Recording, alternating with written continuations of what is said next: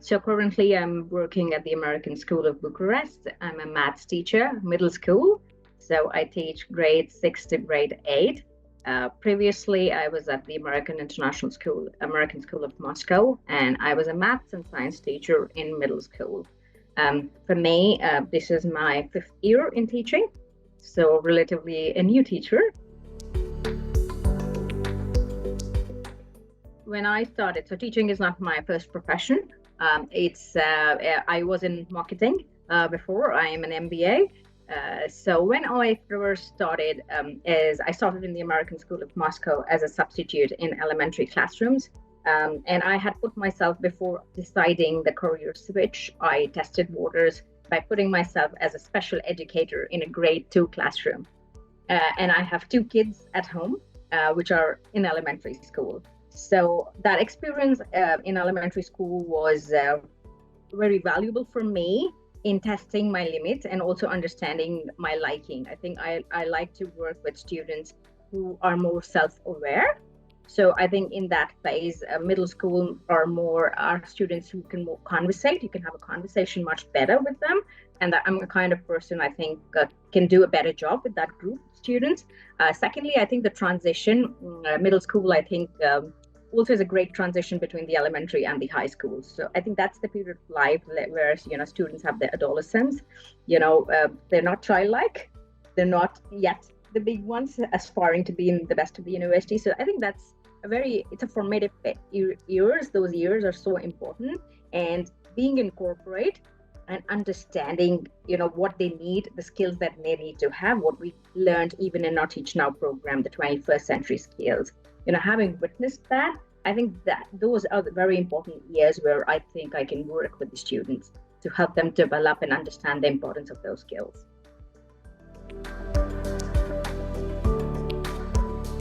I've taught at first at the American School of Moscow, so that's where my teaching experience started.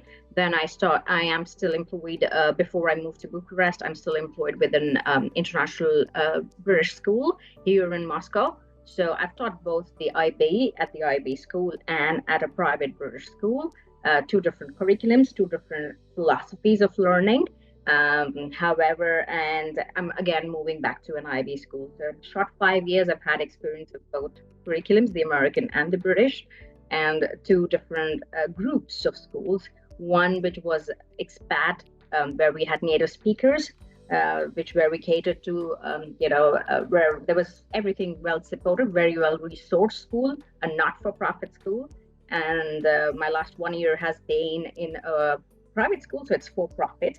It basically caters to the non-native speakers. So there's a lot of EAL in my group, and so which requires a lot of differentiated style of teaching, and there's differentiated learning that happens there.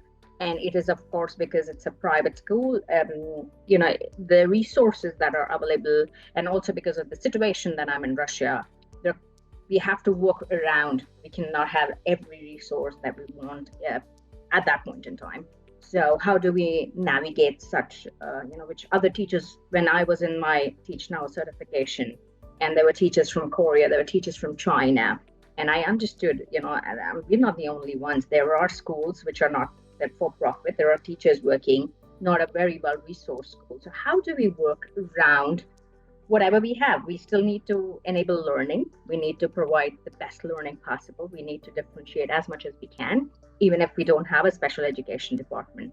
So I think that's been my biggest, take home while working at the private school here in Moscow.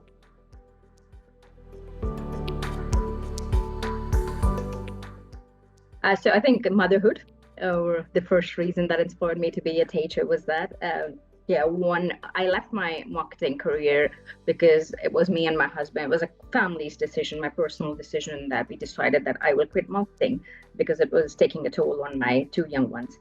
And when I went just as a parent to the school, I think it was so stimulating for me. The environment was so stimulating for me that I was like, okay, should I give it a try? And I think just being a parent and putting myself, wearing a hat of a parent, a mother, and then, of course, a background in training and marketing, put together, and of course, an exposure to the American school here. Just, it was so inspirational.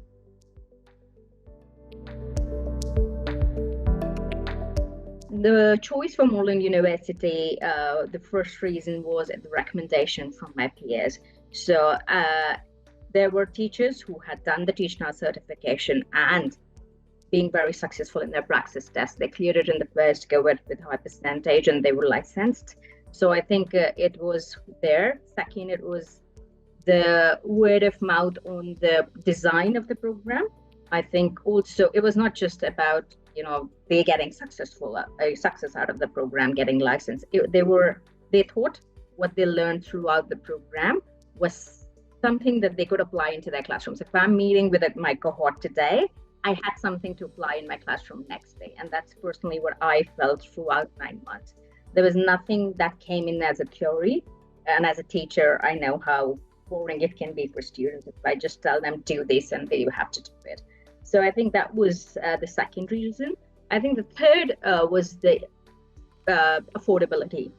So I think when I looked at Moreland, after hearing from my colleagues, I think, and I had the first meeting with the admission counselor, I think the cost, the options to pay in monthly installments, if you're lucky, the option to have scholarships. So Moreland has all these options for teachers, especially new teachers who do not have a lot of professional development funds from their school. They can do it because Moreland is open to provide these options to them. So I think one word that I would use for the entire 9 months that I spent doing my Teach Now certification was inspiring. So there were tasks that were given to us. We had assignments to be done every week, but I think there was not a time where I repent why did I enroll it, because every session, every time you met your mentor, there was learning happening. And learning was not restricted to the mentor teaching, because mentor is a very experienced teacher and he or she is sharing their expertise. They were also connected with teachers from across the globe. And these are teachers from, so I felt it was like an ongoing professional development for me, wherein I was getting I was hearing so many different views about what's happening in different countries, what teaching looking like in different countries, the challenges that are there in each and every country that the teachers are facing. And it was also, we were on different subjects. It was not just, I was not with my math middle school teachers, which sometimes can be boring. We have department meetings at school.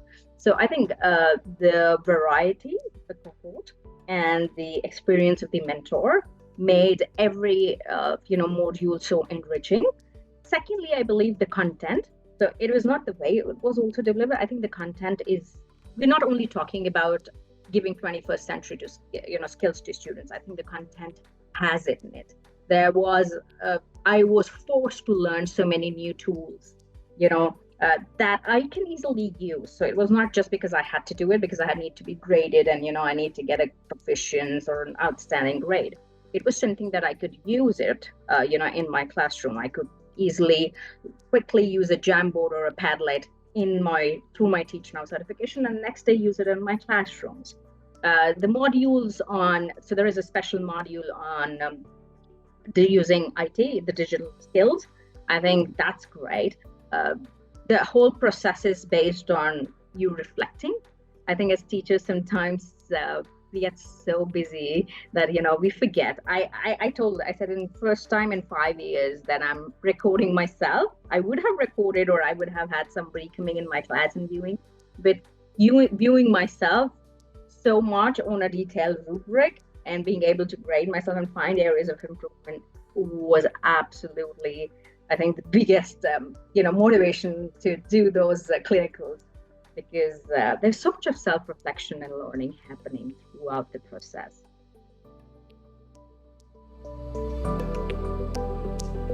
Yeah, I remember one of the most, I think it is one of the modules which requires a lot of work. It was on curriculum mapping and unit planning and lesson planning. So I think that's where I made the most of the program, where I picked up the lesson that I was, like the unit that I was on.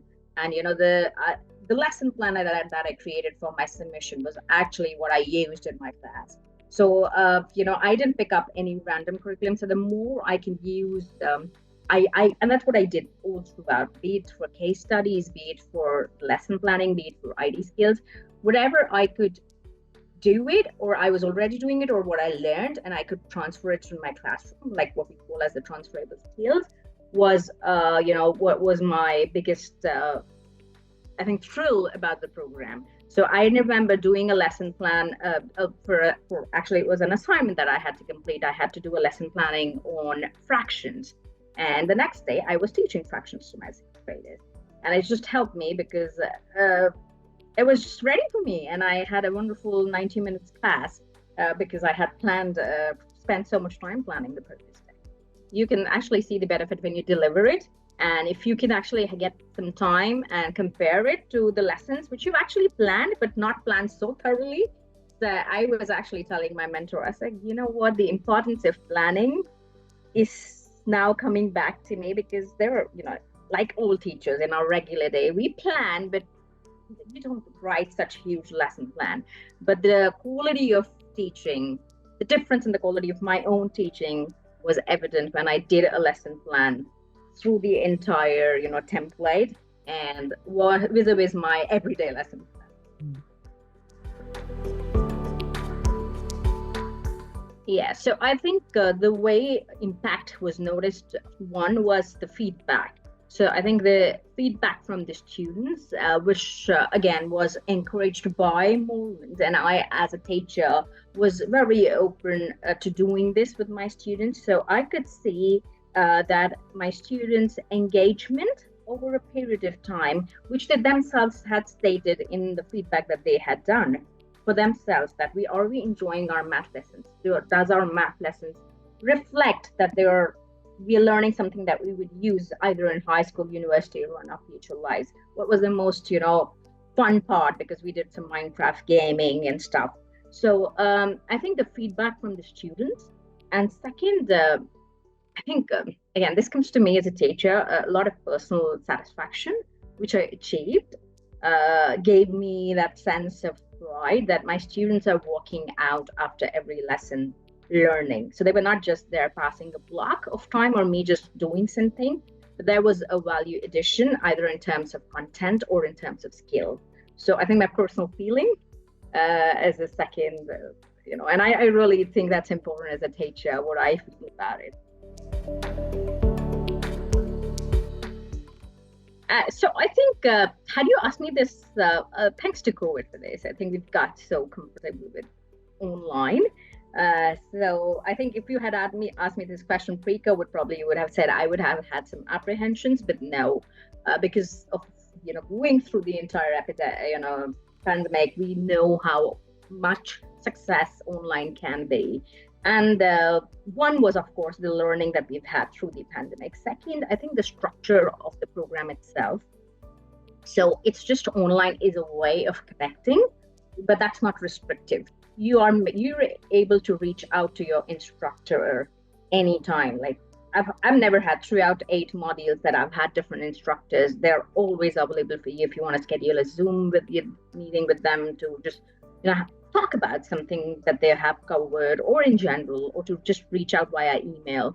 You connected with your cohort always. So we had a WhatsApp group with my cohort, which was very active. One of our instructors introduced us to the Rocket Chat, so we used Rocket Chat as well. So I think online is one media where it's a platform where we all meet once a week. But I think there's learning happening on different ways, even through Facebook community. I have my own entire cohort on Facebook, and I think I'm still on the Moreland cohort, the community page. It is a live, very ongoing live learning that's happening. So it was great. I had my colleagues from China. I had them from Taiwan. 2 of them were from the US, and I think one was from Africa, one place, and 2 were from Moscow, me and one of my other colleagues. Yeah, so we were all spread out around the globe. Yes, I'm in touch with my instructor from the last module because he's going to be in Europe, very close to where I'm going. And of course, we connected. We had the same community, and I had to change cohorts because some of our cohort people dropped, and there was movement. So I am on two cohort groups. Yeah, we are still there to help out each other. So it's not just helping through. You've just expanded your professional network, I feel. It's just like another LinkedIn, your local LinkedIn of teacher community that you expand, which is, I think, very beneficial. I've seen some of our new teachers on the group were using their mentors and instructors as their references for their future employment. There was some discussions between, where they wanted to ask me about the chartered schools. So I think we become each other's support system in helping the next steps. The next steps eventually from Teach Now are either getting the license. So there is a lot of questions around the entire praxis. How do we do it? What does ECIS and what happens? So there's so much of support that you get from each other.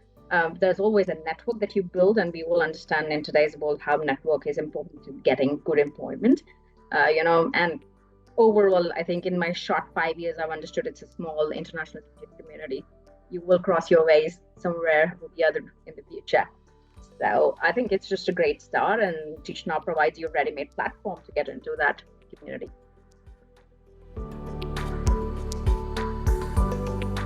Yeah, so I think what Teach Now inspires you to be, I think the purpose of Teach Now, of course, when I started was I need to get my license because I was a new teacher and I need to have a license in hand. But I think during your journey, you realize, I think that was something that I realized in my MBA days also, that the education world is evolving so rapidly that you will get outdated very soon if you don't keep on learning. So I think, and you can be a good teacher if you're a good learner. I think both these thoughts were just on 9 months on my head all the time. So I think the biggest learning for me for Teach Now was that it inspired me to be a lifelong learner, and that's how my plan for doing the masters from Moreland continues.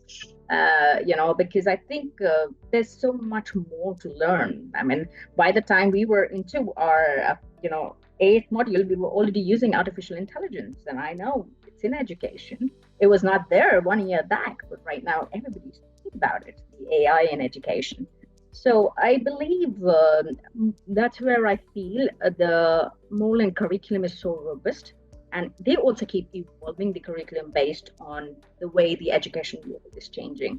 So I think that's the biggest reason that I am planning to come back for my master's, and also I think by one of the biggest support that you get is your professional networking. So as I said, I connected with the two of the mentors from Moreland who were in the teaching world. We could join dots and find some of the other peers that we know.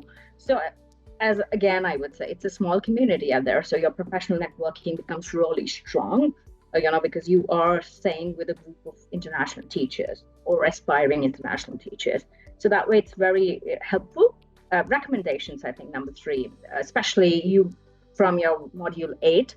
So your mentor and your instructors stay with you for 8 weeks, and they're the ones who are watching you teach in action. So if you actually need a recommendation, they're the best people to go for. And you're applying for a job, feel free to reach out, because these are people who've been in the industry for long, and they can write some great recommendations for you and support you for, the next career that you're trying to, next job that you're seeking.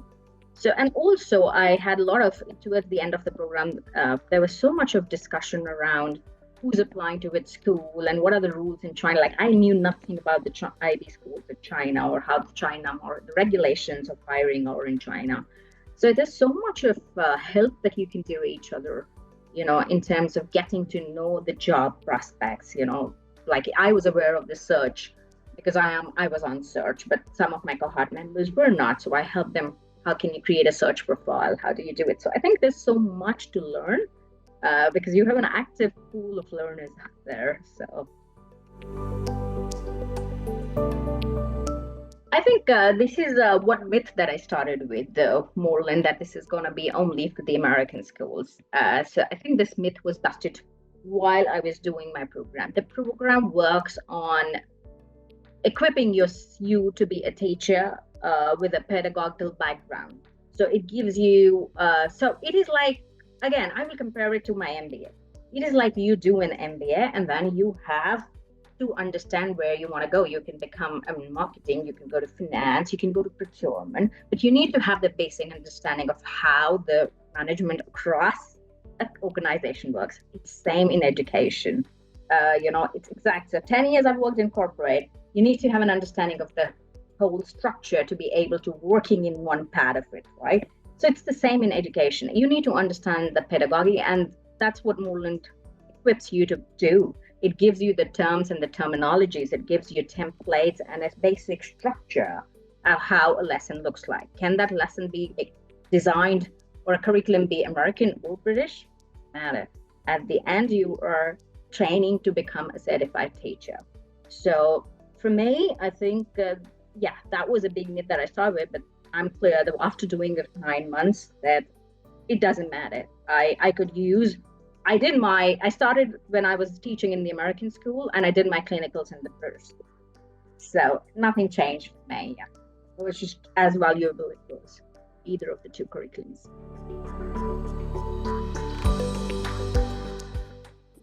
So that's a tough one, but I think first just follow your guts, your intuition. I think because teaching is a profession that's gonna be some time. There would be days, like in every profession, but teaching can be. There are days when you would not want to go. So if your heart doesn't say, don't get into it.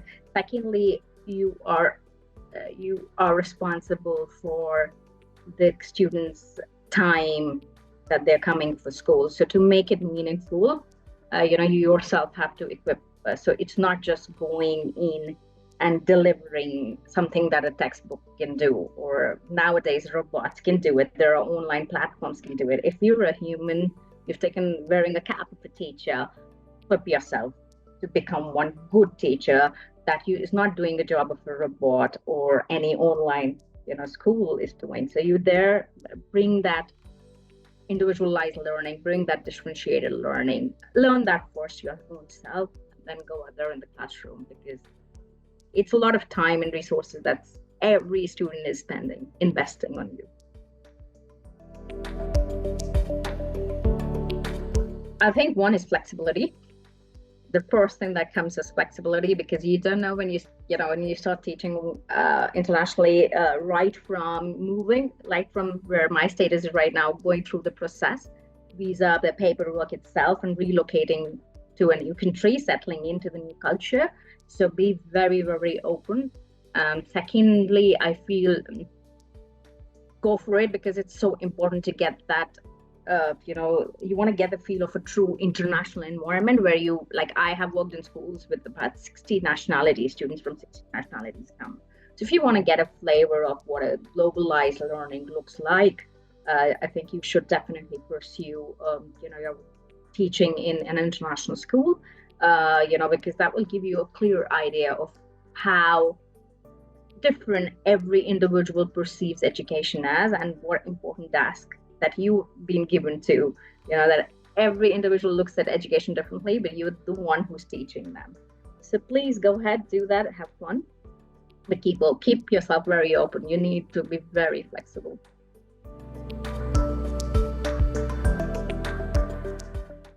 No, I think it's just been so inspiring. The very fact that I want to continue my learning journey, and I've also applied for a mentor position actually for the Teach Now. So I think the very fact that I want to stay invested with this speaks about the journey that I've had. It was so enriching, and as I said, it just was inspiring for me to be a lifelong learner. And you learn so much. I think my mentors taught me what a good teacher looks like. You learn so much. So it was like an ongoing professional development for me.